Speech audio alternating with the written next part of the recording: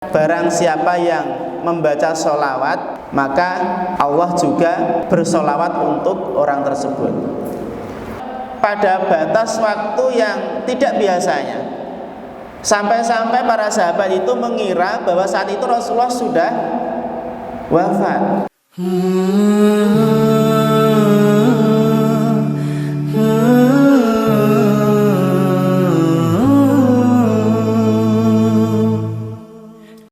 Bismillahirrahmanirrahim. Assalamualaikum warahmatullahi wabarakatuh.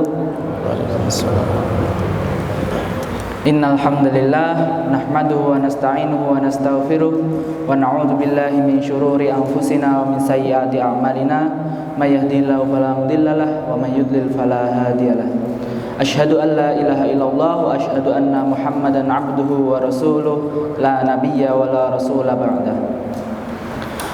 Pertama-tama marilah kita panjatkan puja dan puji syukur kita kehadirat Allah Subhanahu wa taala yang mana telah memberikan segala nikmat dan karunia-Nya sehingga kita dapat berkumpul di Masjid Muhajirin ini dengan keadaan sehat walafiat tanpa kurang suatu apapun. Yang kedua, selawat serta salam semoga tetap tercurahkan kepada Nabi kita, junjungan kita, Nabi Muhammad sallallahu alaihi wasallam yang telah membawa Islam dari zaman jahiliyah pada zaman Islamiyah seperti saat ini. Baik jamaah Masjid Muhajirin yang saya hormati, insya Allah pada pagi hari ini kita akan mendengarkan taujihat dan tausiah dari Ustaz Muhammad Suhadi. Marilah kita mulai dengan membaca basmalah bersama-sama. Bismillahirrahmanirrahim. Selanjutnya langsung saja kita mendengarkan tausiah dari Ustaz Muhammad Suhadi. Kepada beliau kami persilahkan.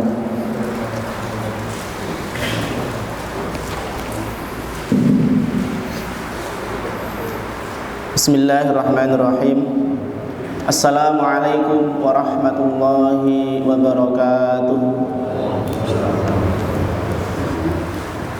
Innal hamdalillah nahmaduhu wa nasta'inuhu wa nastaghfiruh wa na'udzu bihi min shururi anfusina wa min sayyiati a'malina may yahdihillahu fala mudhillalah wa may yudlilhu fala hadiyalah.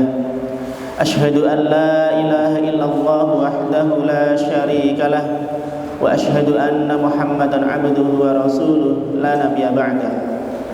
Allahumma shalli ala Muhammad wa ala ali Muhammad kama shallaita ala Ibrahim wa ala ali Ibrahim wa barik ala Muhammad wa ala ali Muhammad kama barakta ala Ibrahim wa ala ali Ibrahim innaka Hamidum Majid. Amma ba'd.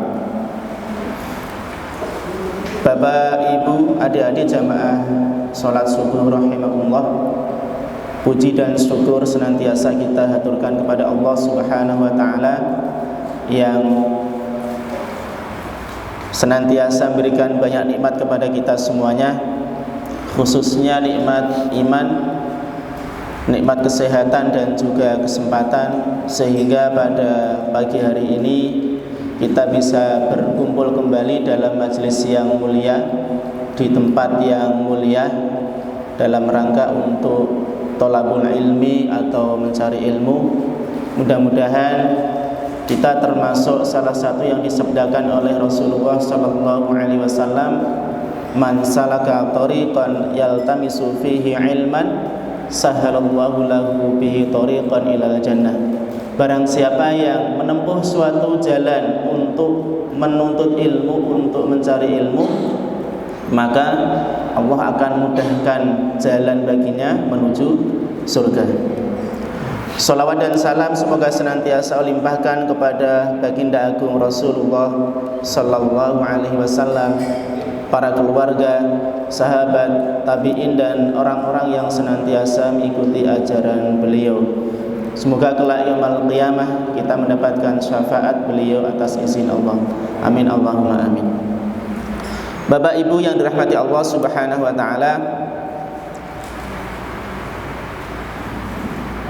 ada salah satu kondisi di mana saat itu kita sangat dekat dengan Allah Subhanahu wa taala.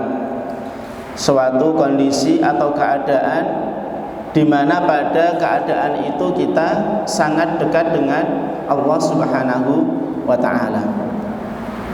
Kondisi ini adalah ketika kita sujud.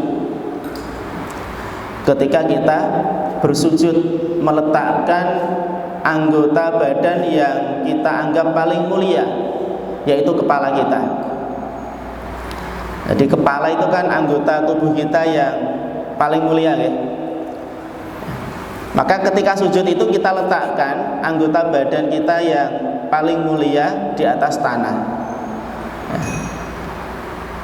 Rela meletakkan anggota badan yang paling mulia, yaitu kepala kita, di atas tanah. Maka kondisi sujud ini adalah kondisi di mana kita sangat dekat dengan Allah Subhanahu wa taala, sehingga dalam salah satu sabdanya baginda agung Rasulullah sallallahu alaihi wasallam menyampaikan, aqrabu ma yakunul 'abdu mir rabbih wa huwa sajidun. Kondisi di mana hamba itu paling dekat dengan Rabb-nya, dengan Tuhannya adalah ketika dia sedang sujud. Maka perintah beliau, fa'aktsirud du'a, maka perbanyaklah doa di dalam sujud. Kenapa? Karena saat itu kondisi kita paling dekat dengan Allah Subhanahu wa ta'ala. Bapak Ibu yang dirahmati Allah Subhanahu wa taala, pada pagi hari ini kita akan membahas 3 tema, mudah-mudahan cukup waktunya, yaitu sujud tilawah, kemudian sujud syukur, dan sujud sahwi. Nanti kalau nggak cukup waktunya kita ambil yang 2, yang 1 bersambung. Bapak Ibu yang dirahmati Allah Subhanahu wa taala, yang pertama kita akan bahas tentang sujud tilawah.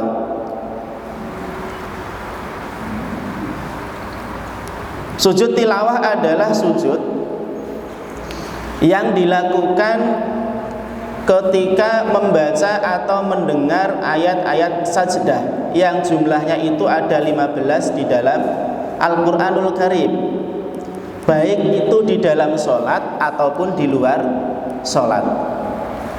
Jadi sujud yang dilakukan ketika membaca atau mendengar ayat-ayat sajdah yang berjumlah 15 dalam Al-Quran, baik di dalam ataupun di luar sholat. Jadi ketika kita membaca Al-Quran atau kita mendengar bacaan Al-Quran, ya, ketika yang dibaca atau yang kita dengar itu adalah ayat-ayat sajdah, maka kita dianjurkan untuk melakukan sujud tilawah.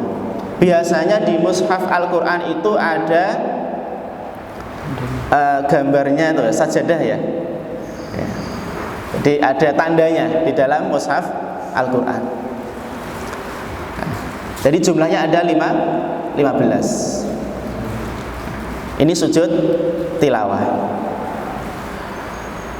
Yang mendasari perintah untuk sujud ini adalah sabda Rasulullah sallallahu alaihi wasallam dalam riwayat Muslim disebutkan, "Idza qara'a ibnu Adam as-sajdata fasajada i'tazala asy-syaitanu yabki yaqulu ya wailah. Umira ibnu Adam bis-sujudi fasajada falahul jannah wa umirtu bis-sujudi fa'abaitu falyannar."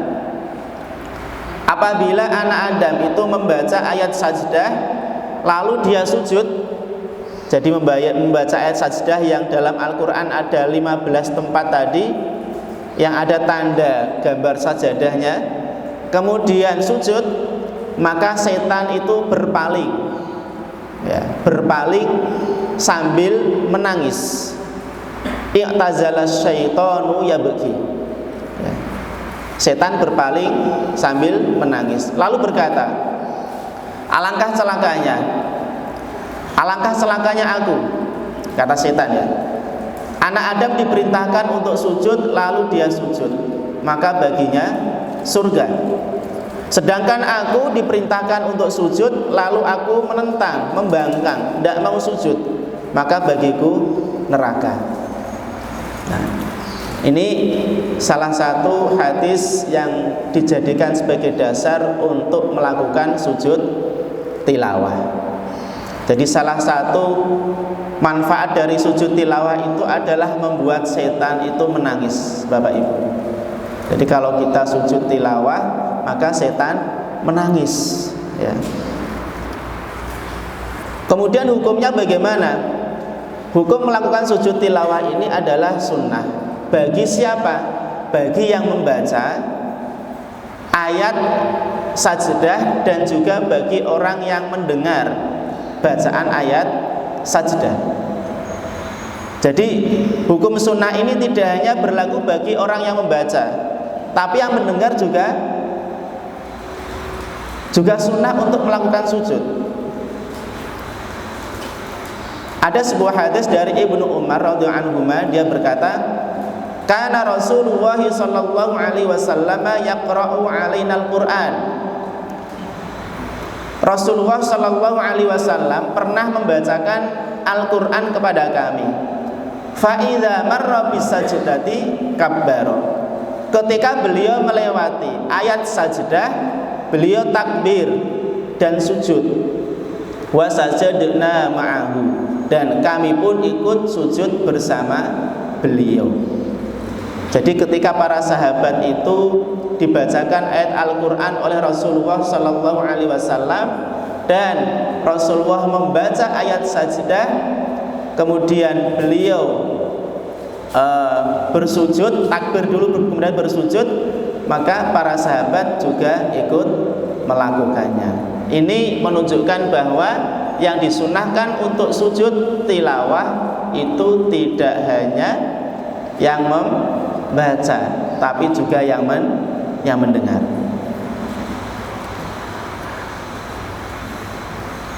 Bapak Ibu yang dirahmati Allah Subhanahu wa taala, kemudian tata caranya bagaimana? Tata cara sujud tilawah ini kita bagi jadi dua, yaitu sujud tilawah ketika di dalam sholat dan sujud tilawah ketika di luar sholat. Sujud tilawah ketika di dalam sholat, caranya adalah ketika imam itu sujud tilawah, maka makmum ikut sujud tilawah, ikuti, ya. Ketika imam sujud tilawah, maka makmum ikut sujud tilawah. Tapi ketika imam tidak sujud tilawah, meskipun saat itu membaca ayat sajdah, maka makmum nggak boleh ikut. Ya, mentang-mentang dah paham makmumnya, ya, kemudian nyalip imam. Imamnya nggak sujud tilawah, kemudian makmumnya sujud tilawah sendiri. Ya, ini tidak benar. Kenapa? Karena makmum itu tugasnya manut pada imam, ya, manut pada imam. Dan sujud tilawah ini hukumnya adalah sunnah, sehingga si makmum tadi tidak boleh mendahulukan yang sunnah daripada yang wajib. Imam itu wajib diikuti, tapi sujud tilawah itu sunnah. Maka ketika imam tidak melakukan sujud tilawah, makmum nggak boleh sujud tilawah sendiri, ya. Mentang-mentang sudah paham kemudian sujud tilawah semuanya, padahal imamnya masih berdiri, ya, ini tidak boleh. Jadi manut imam. Imam sujud tilawah, makmum ikut sujud tilawah. Kemudian ketika hendak sujud tilawah ini, ketika turun dari berdiri untuk sujud tilawah ini, membaca takbir, Allahu Akbar. Sujud sekali, sujudnya Bapak Ibu.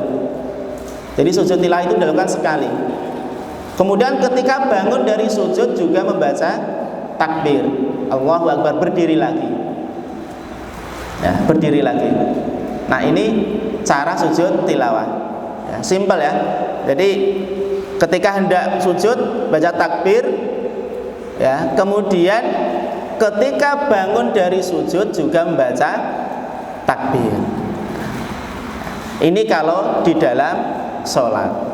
Kalau di luar sholat bagaimana? Kalau di luar sholat, ketika hendak sujud tilawah, tidak disunahkan untuk takbir, tidak dianjurkan untuk takbir terlebih dahulu. Begitu juga ketika bangun atau bangkit dari sujud. Jadi ketika hendak sujud tidak dianjurkan untuk takbir, ketika bangkit dari sujud juga tidak dianjurkan untuk takbir. Ini kalau di luar sholat. Dan juga tidak dianjurkan untuk dalam kondisi suci. Juga tidak dianjurkan untuk menghadap ke arah kiblat. Tapi kalau dalam kondisi suci dan menghadap kiblat, ini lebih utama. Jadi kalau Bapak Ibu misalnya tadarus Al-Quran, kemudian membaca ayat sajdah, maka boleh langsung sujud tanpa membaca takbir, ya.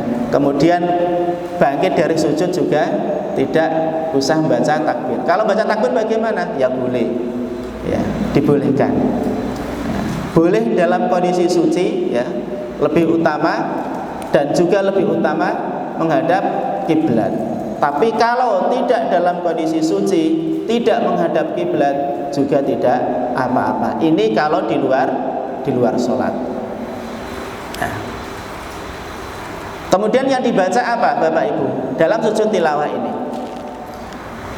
Kalau ada layarnya bisa kita lihat. Dalam sujud tilawah ini ada dari keterangan para ulama, ada macam-macam bacaannya. Artinya ada 3 pilihan kita untuk kita baca ketika sujud tilawah. Yang pertama adalah sajada wajhiya lilladzi khalaqahu wa syaqqa sam'ahu wa basarahu bihaulihi wa quwwatihi. Sajada wajhiya lilladzi khalaqahu wa syaqqa sam'ahu wa basarahu bihaulihi wa quwwatihi. Nah, ini versi doa yang pertama. Kemudian yang kedua, ini agak panjang. Allahumma laka sajadtu wa bika amantu wa laka aslamtu sajada wajhiya lilladzi khalaqahu wa sawwarahu wa syaqqa sam'ahu wa basarahu tabarakallahu ahsanal khaliqin. Kemudian yang ketiga, model bacaan yang ketiga adalah seperti bacaan yang kita sering baca dalam sholat fardu. Ya, ini yang lebih simpel, ya. Subhana rabbiyal a'la. Nah, ini 3 model bacaan dalam sujud tilawah. Bapak Ibu yang dirahmati Allah Subhanahu wa taala, sekarang tempat-tempat sujud tilawah. Tadi di awal sudah saya sampaikan ada 15 tempat, ya, dalam Al-Qur'an untuk kita sujud tilawah. Yang pertama adalah dalam surat Al-A'raf ayat 206. Mungkin nanti bisa dicek. Al-A'raf ayat 206. Kemudian Ar-Ra'd ayat 15. Kemudian An-Nahl ayat 49. Kemudian Al-Isra ayat 107. Maryam ayat 58. Al-Hajj ayat 18. Al-Hajj juga ayat 77. Al-Furqan ayat 60. An-Naml ayat 25. As-Sajdah ayat 15. Shad ayat 24. Fussilat ayat 37. An-Najm ayat 62. Al-Insyiqaq ayat 21. Dan yang terakhir Al-Alaq ayat ke-19. Nah, ini 15 tempat kita, ya, untuk sujud tilawah. Bapak Ibu yang dirahmati Allah Subhanahu wa taala, sekarang kita lanjutkan sujud syukur. Kalau sujud tilawah tadi adalah sujud yang dilakukan bagi siapa saja yang membaca atau mendengar ayat sajdah yang jumlahnya ada 15 di dalam Al-Quran, baik di dalam ataupun di luar sholat. Nah, kalau sujud syukur ya, pengertiannya itu adalah sujud yang dilakukan oleh seseorang ketika mendapat nikmat atau terhindar dari sesuatu yang tidak diinginkan atau musibah. Nah, jadi sujud syukur itu adalah sujud yang dilakukan ketika mendapatkan nikmat atau terhindar dari sesuatu yang tidak diinginkan.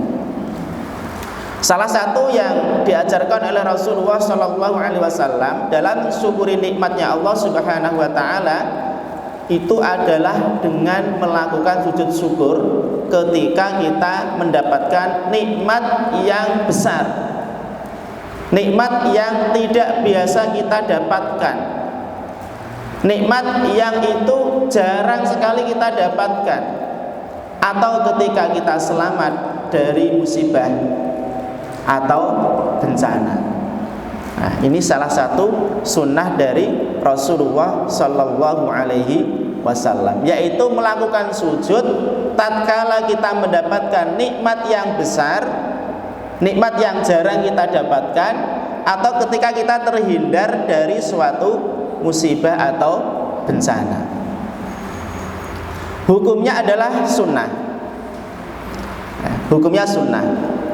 Dasar hadisnya adalah diriwayatkan dari Abu Bakrah radhiyallahu anhu bahwa Nabi sallallahu alaihi wasallam pernah apabila beliau mendapati perkara yang menggembirakan,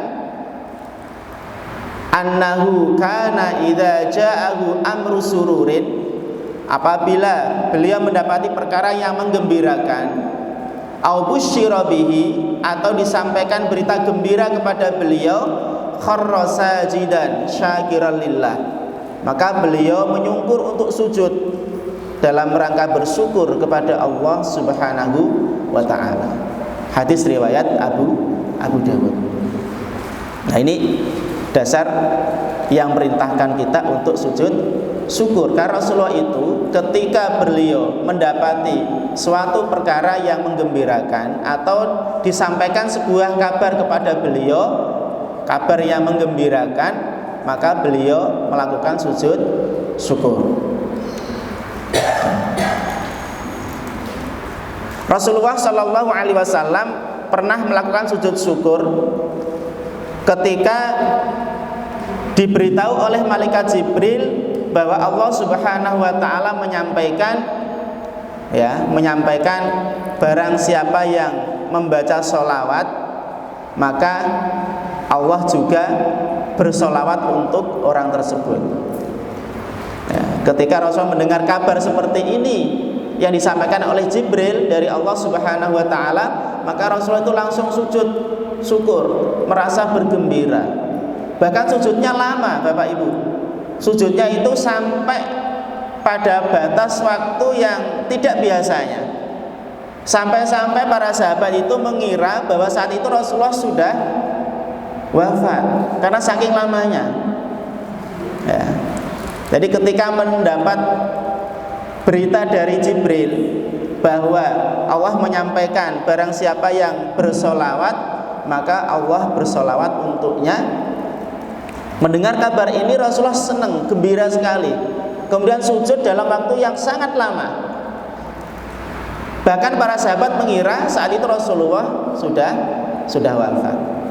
Maka kemudian Abdurrahman bin Auf kemudian mendekati Rasulullah, dan ternyata Rasulullah melakukan itu karena mendapatkan kabar gembira dari Jibril dari Allah Subhanahu wa taala. Nah, ini Rasulullah. Kemudian Abu Bakar radhiyallahu anhu juga pernah melakukan sujud syukur ketika mendengar berita terbunuhnya Musailamah al-Kadzdzab. Ya. Musailamah al-Kadzdzab itu adalah orang yang pernah mengaku sebagai nabi, ya, nabi palsu. Ya. Maka dalam peperangan Yamamah itu Musailamah ini terbunuh. Dan ketika mendengar kabar terbunuhnya Musailamah ini, Abu Bakar senang sekali, gembira sekali.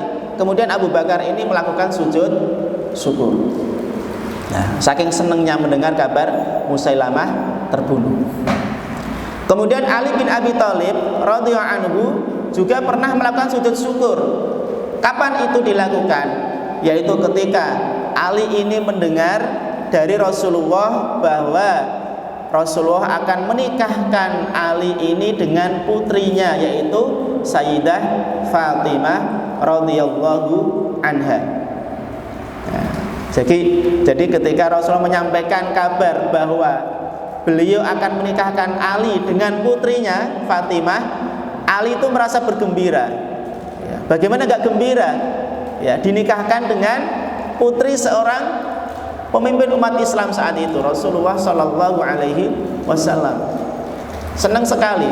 Kemudian saking bahagianya, saking gembiranya, kemudian melakukan sujud syukur. Kemudian Ka'ab bin Malik, ya, salah satu sahabat Rasulullah Shallallahu Alaihi Wasallam, ini juga pernah melakukan sujud syukur. Kapan itu dilakukan? Ketika Ka'ab bin Malik itu tidak ikut serta dalam perang Tabuk. Jadi dalam perang Tabuk itu Ka'ab bin Malik dan dua temannya tidak ikut serta perang Tabuk. Padahal saat itu Ka'ab bin Malik tidak memiliki udzur yang syar'i. Ya, tidak memiliki udzur yang syar'i. Maka kemudian ya, setelah Rasulullah dan para sahabat yang lain pulang dari perang Tabuk ini, ya, Ka'ab bin Malik dan dua temannya diberikan sanksi oleh Rasulullah Shallallahu Alaihi Wasallam. Sanksinya cukup berat. Jadi gara-gara nggak ikut perang tadi ya, perang Tabuk, Ka'ab dan dua temannya itu diberikan sanksi yang sangat berat sekali. Sanksi sosial, yang mana Ka'ab bin Malik ini ya tidak boleh saling menyapa dengan kaum muslimin selama 50 hari. 50 hari Bapak Ibu.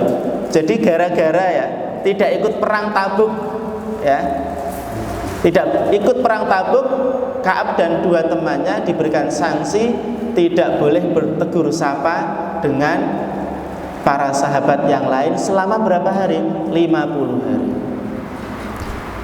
Nah, kemudian setelah 50 hari ini selesai, Allah Subhanahu wa taala menerima taubatnya Ka'ab.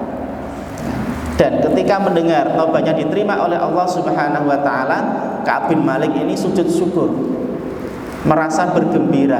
Bahkan sampai saking senengnya ini, Ka'ab bin Malik sampai mengatakan, nikmat terbesar yang aku dapatkan itu adalah, yang kedua adalah diterimanya taubatku oleh Allah setelah nikmat Islam. Jadi nikmat yang paling besar menurut Ka'ab yang ia terima, yang pertama itu adalah nikmat Islam, yang kedua adalah nikmat diterimanya taubatnya oleh Allah Subhanahu wa ta'ala. Nah, ini beberapa sujud syukur yang dilakukan oleh Rasulullah dan juga para sahabatnya radhiyallahu anhu. Rahmati Allah Subhanahu wa ta'ala.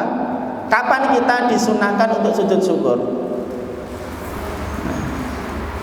Sujud syukur itu diperintahkan, disunahkan ketika kita mendapatkan nikmat yang jarang kita dapatkan, nikmat yang sangat membahagiakan, nikmat yang sangat membuat kita gembira, dan itu jarang kita dapatkan.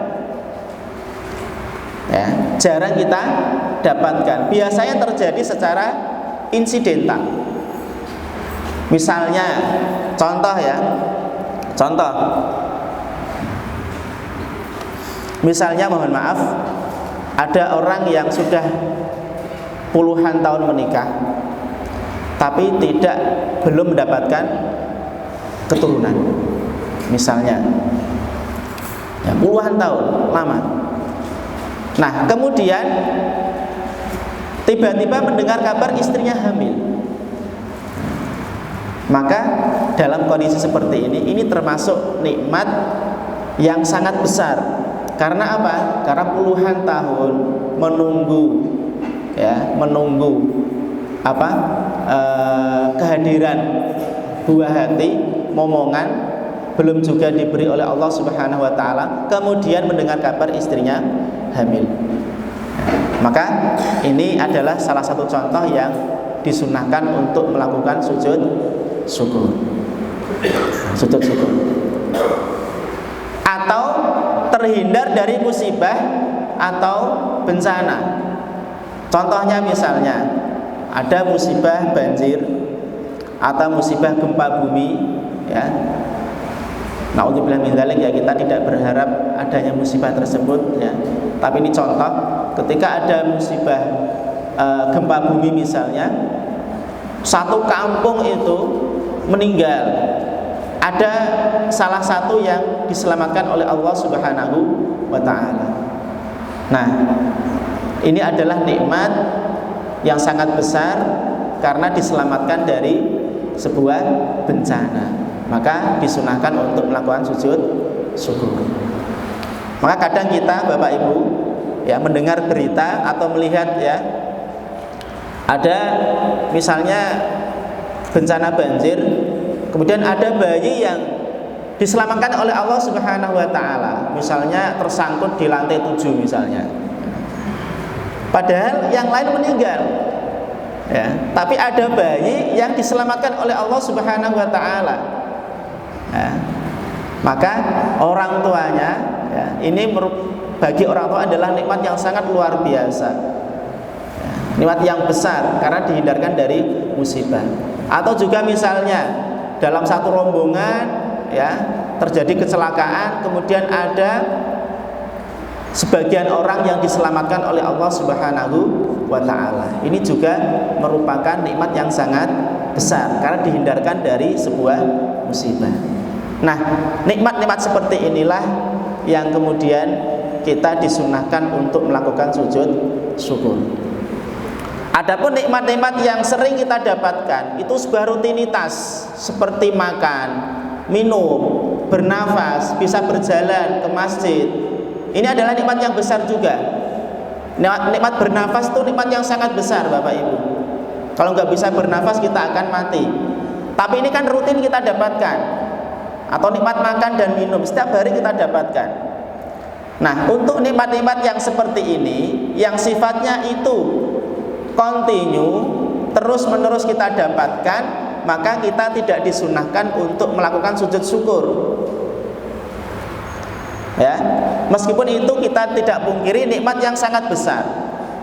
Tapi karena nikmat ini kita dapatkan secara rutin, ya, maka tidak disunahkan untuk sujud syukur. Kenapa? Kalau kita lakukan sujud syukur untuk nikmat-nikmat tersebut, waktu kita akan habis. Bisa makan sujud, bisa bernafas sujud. Nah, waktu kita habis untuk sujud syukur, maka tidak disunahkan ketika mendapatkan nikmat-nikmat tersebut kita sujud syukur. Bapak Ibu yang dirahmati Allah Subhanahu wa taala, sekarang tata caranya. Tata cara sujud syukur yang pertama adalah tidak dianjurkan untuk berdiri terlebih dahulu. Jadi misalnya kita dalam kondisi duduk, kita mendapatkan kabar, sebuah kabar yang menggembirakan kita, maka kita tidak perlu berdiri dulu, tapi langsung sujud. Tidak dianjurkan bertakbir juga. Jadi langsung sujud. Beda dengan tadi, ya, sujud tilawah dalam sholat, ya, yang ketika hendak sujud disunahkan bertakbir dulu. Tapi untuk sujud syukur tidak. Begitu mendapatkan nikmat yang besar, ya, maka langsung sujud. Kemudian dalam sujud syukur juga tidak ada tasyahud atau salamnya. Jadi nggak ada tasyahud, nggak ada salamnya, ya. Sujud udah, kemudian selesai, satu kali sujudnya. Kemudian juga tidak dianjurkan dalam keadaan suci. Jadi ketika mendapatkan nikmat yang besar, kemudian tidak usah ada wudu sih, ya, cari air untuk wudu dulu, enggak, langsung sujud syukur saja. Ya, ini tata caranya. Dan sekarang banyak yang melakukan, ya, bahkan para pemain sepak bola itu, ya, ketika mencetak gol mereka juga sujud syukur. Ya, mereka sujud syukur.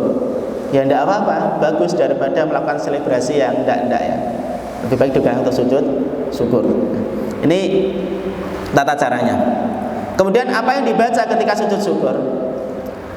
Ya, yang nama sujud syukur, maka yang dibaca adalah ucapan-ucapan yang menunjukkan syukur kita kepada Allah Subhanahu wa taala.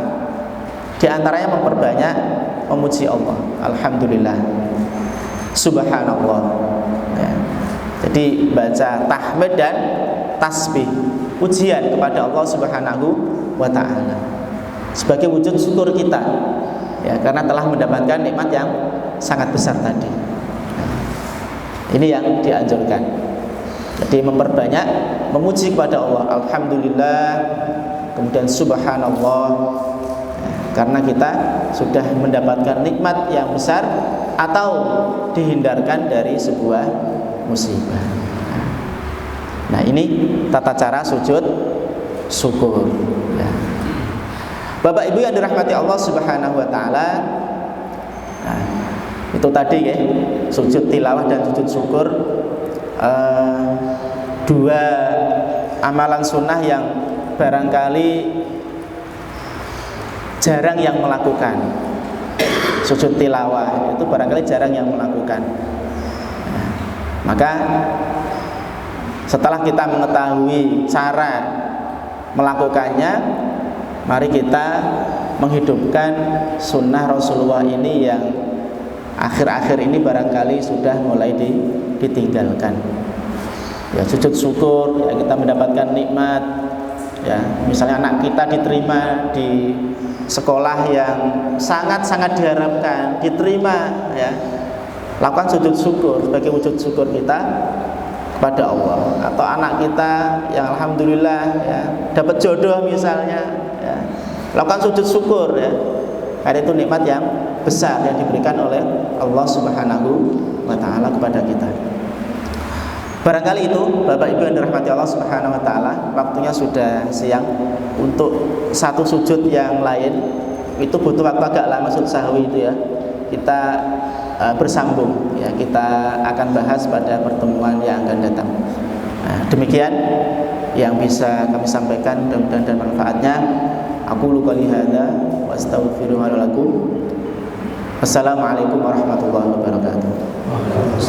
Kalau datanya jawab enggak? Ya, bersama kita telah mendengarkan tadi tausiah dari Ustadz Muhammad Zuhadi tentang sujud. Mungkin ada pertanyaan dari jamaah sekalian, monggo.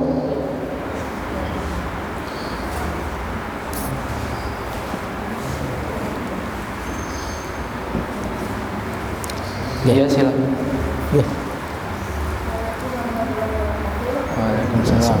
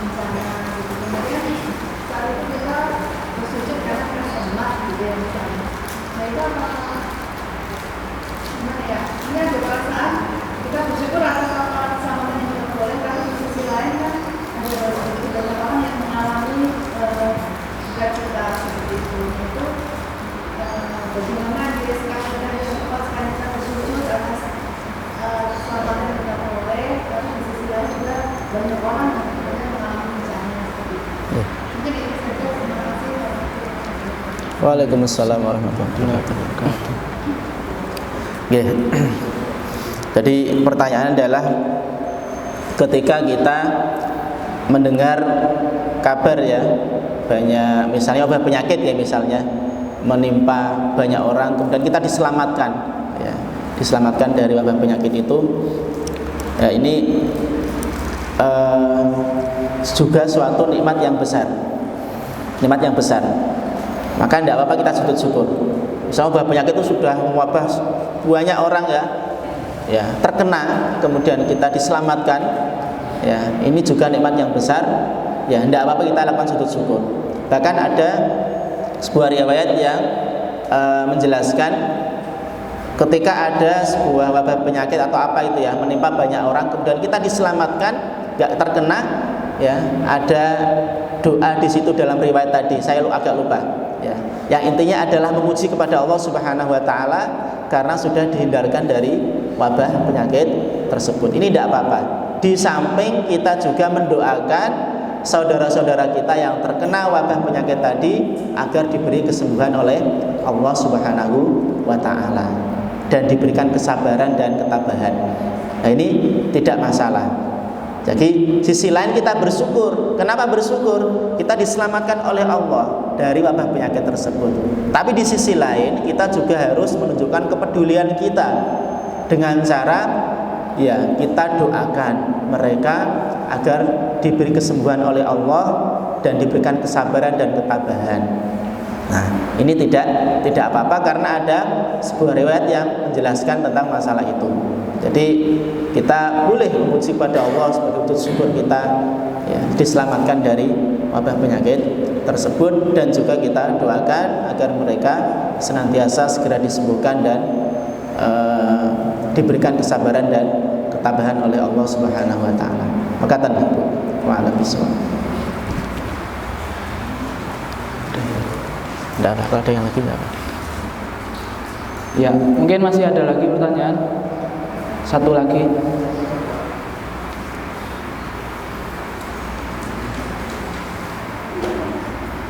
Ya, cukup. Jamaah Masjid Muhajirin yang saya hormati, tadi telah kita dengarkan bersama tausiah dari Ustaz Muhammad Suhadi tentang sujud, yaitu sujud adalah keadaan di mana hamba itu paling dekat dengan Rabb-nya, dengan Allah Subhanahu wa Ta'ala. Maka kita dianjurkan untuk memperbanyak doa ketika sujud. Ada setidaknya 3 sujud yang dituntunkan dalam Islam.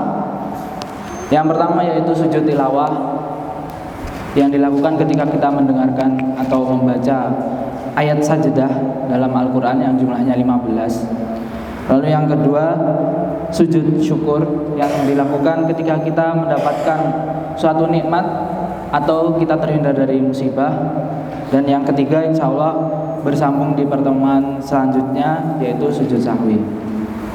Demikian pertemuan kita pada pagi hari ini. Marilah kita akhiri pertemuan kita pada pagi hari ini dengan membaca hamdalah bersama-sama. Alhamdulillahirabbil alamin. Lalu membaca istighfar 3 kali, astagfirullah, astagfirullah, astagfirullah, dan baca doa kafaratul majlis. Subhanallahumma bihamdika asyhadu an la ilaha illa anta astaghfiruka wa atubu ilaik. Wabillahi taufiq wal hidayah. Wassalamualaikum warahmatullahi wabarakatuh.